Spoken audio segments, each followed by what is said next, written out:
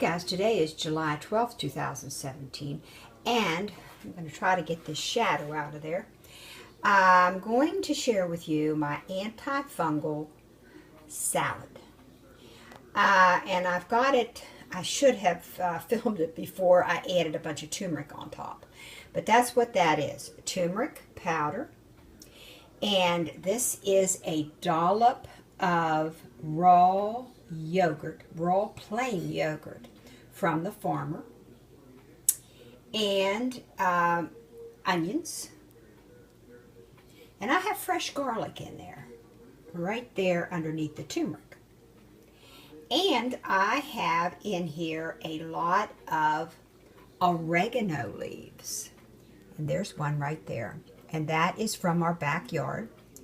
I have a lot of dandelions in here, dandelion greens from the garden. I have some clover, and I have some kale and grated carrots and all the regular stuff that's in here. The tomatoes, they're actually frozen tomatoes that I just throw on our salad from our garden last year. So I'm trying to get them used up before we get more ripe tomatoes. So that is my breakfast. And I have one hard-boiled egg from the farmer. To share with you what I believe helped LP get rid of his rash. He had a constant rash on his face, and we were not sure whether it's heavy metal poisoning or what took place with his face. But anyhow, he has been eating a lot of herbs, mint, sage, some parsley. I've been giving him some dandelion greens, and then we have Swiss chard, and we have kale in the garden, and we have some basil. And he won't eat the clover. That's one thing he will not eat that I eat. But anyhow, I really believe between prayer and having all of these herbs, God-given herbs and greens, has healed up his rash. He just had a constant rash on his face. LP, he wanted spaghetti again. And the way I'm doing it this time, guys, is different than what I normally do. I'm going to stir this so you can see. I have another video that shows a similar spaghetti sauce. But now this is going to appear a little on the runny side. But I'm not going to worry about that because I'm not using tomato sauce this time. So what I did, guys, is I just diced up the tomatoes.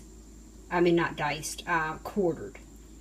But the difference this time is I just cut up the tomatoes, and I didn't actually make a tomato sauce.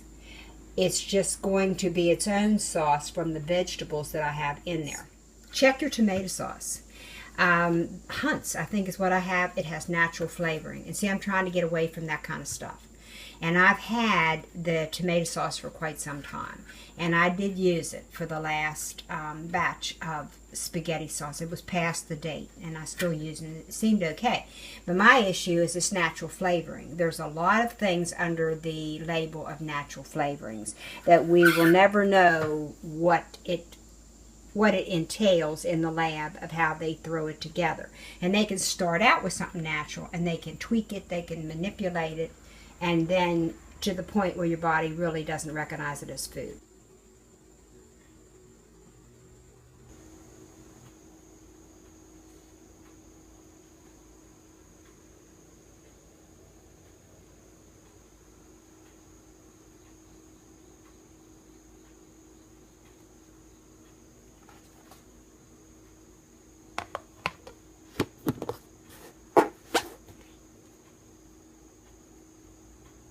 And LP is going to try the whole month of September and not have any meat at all.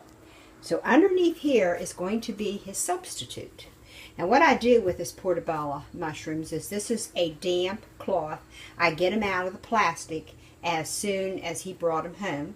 So I'm going to slice some of these up and fry them, and that's going to be his meat substitute. I want to show you how I am going to stretch the potato soup. It's getting down pretty low, so here's how I'm going to stretch it.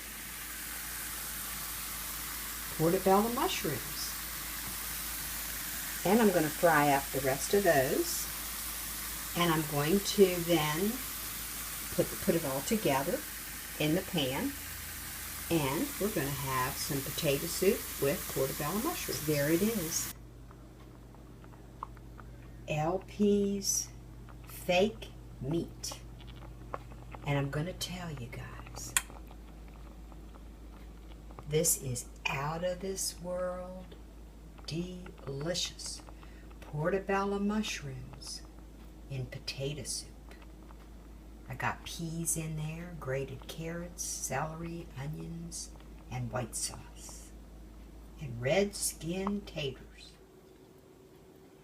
LP's not big on parsley. I put him a little piece right there, and I cut up some real fine in the potato soup. Meatless September. And I sauteed the portobello mushrooms in sesame oil, and then I added the leftover spaghetti in with the portobello mushrooms, add a little bit more salt and pepper, and I have the spaghetti sauce heating up here. So I've got to make a salad, and that's going to be our lunch. Well, here's LP's breakfast this morning. This is leftover baked potatoes that I baked in the oven, and I'm just frying them in sesame oil and a little bit of broccoli and some scrambled eggs with red pepper and onions, and I got to get him turned. He's eating on his really large salad. And it has a lot of greens, the spinach and the kale, the dark leafy greens, the Swiss chard, etc. And then along with that, I give him hemp seed and a little sesame seed and some soaked chia seed. And the soaked chia seed is a filler. It helps to make you feel full. So LP's doing okay so far on the vegan diet, not having any meat, but this is a start, because he's still going to have his scrambled eggs mixed in with this. So there's still going to be dairy involved with this. Basically it's a meatless diet. So I have some broccoli in here, just a small amount, because the bulk of the broccoli that we're going to have today is going to be at lunch. So I just threw in a little bit with this egg. So that would be a big hurdle for us to get over, not to have dairy, because we do buy dairy from the farmer, the raw dairy. And it has, a lot of probiotics in it, which is a good thing. The Greek yogurt, the milk, the raw milk, the cottage cheese, the kombucha we get off of them. So it would be a killer, especially for LP, to get off of dairy. And also with the eggs, because he's pretty well had eggs every day for most all of his life.